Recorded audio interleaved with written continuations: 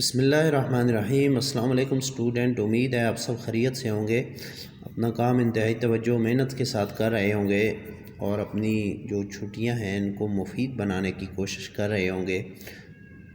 آج week number 6 کا تیسرا لیکچر ہے اور سورۃ الانفال صفحہ نمبر 8 اس کی ہم دہرائی کریں گے۔ تو آج چونکہ مشقی سوالات ہیں، مشقی سوالات کے اندر تو ہم ان کی دہرائی بھی کریں گے، اس کے علاوہ جو الفاظ معنی ہیں ان کو بھی یاد کرنے کی کوشش کریں گے۔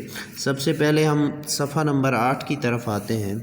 تو یہاں پہ آپ دیکھ رہے ہیں الانفال، الانفال مال غنیمت، اس مال کو کہتے ہیں جو جنگ میں دشمن سے حاصل کیا جاتا ہے۔ اسی طرح دوسرا ہے اصلحوا ذات بینکم، اصلحوا کا مطلب ہوتا ہے درست کرو، اصلاح کرو، ذات بینکم آپس کے درمیان، آپس کے تعلقات کو درست کرو۔ اسی طرح وجلت، وجلت کا مطلب ہوتا ہے ڈر جاتے ہیں، لرز جاتے ہیں۔ کارہون ناگواری محسوس کرنے والے، ناپسند کرنے والے۔ یساکون کا مطلب ہوتا ہے وہ ہانکے جاتے ہیں یا وہ دھکیلے جاتے ہیں۔ احدی کا مطلب ہوتا ہے ایک، یہ مؤنث کے لیے بولا جاتا ہے کیونکہ مذکر کے لیے احدہ کا لفظ استعمال ہوتا ہے۔ دابر کا مطلب جڑ، یعنی کسی چیز کی جڑ کو کہتے ہیں، اس کو دابر کہا جاتا ہے۔ تستغیثون، تستغیثون کا مطلب ہے تم فریاد کرتے ہو، اس تستغیثون جب تم فریاد کرتے ہو۔ مردفین، مردفین لگاتار آنے والے، ایک دوسرے کے پیچھے جو آتا ہے اس کو لگاتار آنے والے کو کہتے ہیں۔ غیر ذات الشوکت، بغیر شان و شوکت کے، بغیر کانٹے کے، بغیر اسلحے اور قوت کے۔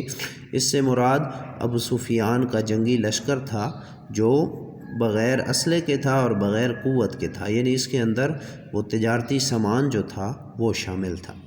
اب آتے ہیں مشقوں کی طرف۔ میں نے آپ کو مشقی سوالات دیے ہوئے ہیں، امید ہے آپ نے نوٹ بک پر کیے ہوں گے، اگر آپ نے کیے ہیں تو اچھی بات ہے، اور اس کے اندر آپ جو سوال ہیں ان کی دہرائی کر سکیں گے اگر آپ نے ان کو اچھے طریقے سے نوٹ کیا ہوگا۔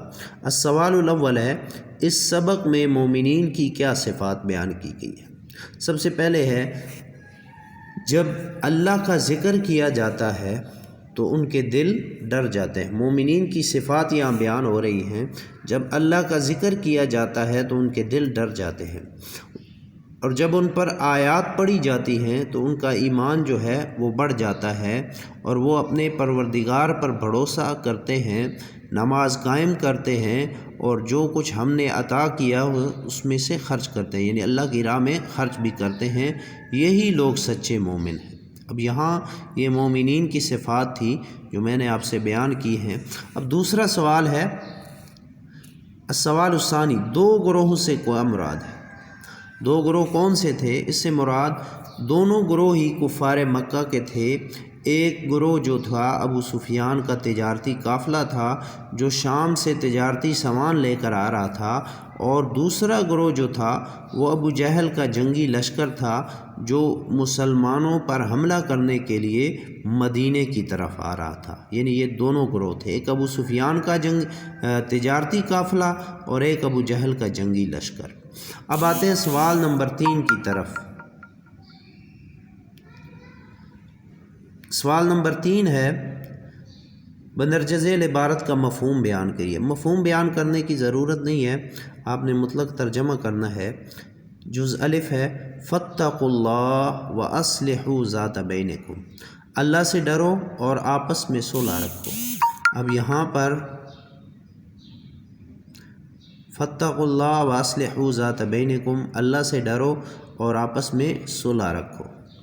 جز جیم بے ہے اطیعوا اللہ، اللہ کی اطاعت کرو، ورسولہ اور اس کے رسول کی، ان کنتم مومنین اگر تم مومن ہو۔ یعنی مسلمانوں کو آپس میں جھگڑنا نہیں چاہیے بلکہ اللہ اور اس کے رسول کی اطاعت کرنی چاہیے اور ایمان رکھنا چاہیے۔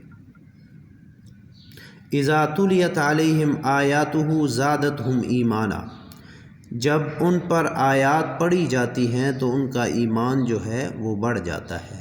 یعنی مومن وہ لوگ ہوتے ہیں جب ان پر آیات پڑھی جاتی ہیں تو ان کا ایمان جو ہے وہ بڑھ جاتا ہے۔ اب یہ آج ہم نے رکوع نمبر 1 کی دہرائی جو ہے وہ مکمل کر لی ہے۔